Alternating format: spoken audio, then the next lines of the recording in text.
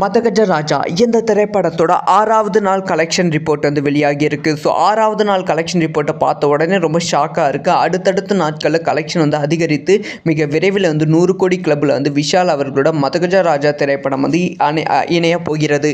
இதை பற்றி ரொம்ப டீட்டெயிலாக தான் பேச போகிறோம்.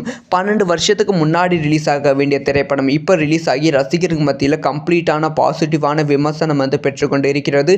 திரையரங்குகளையும் வந்து வெறும் வந்து 200 திரையரங்குகளில் ரிலீஸ் ஆன மதகஜராஜா திரைப்படம் அடுத்தடுத்து வந்து பல திரையரங்குகள் இன்க்ரீஸ் பண்ணி இப்போ வந்து 500 திரையரங்குகளை வெற்றிகரமாக ஓடிக்கொண்டு இருக்குது.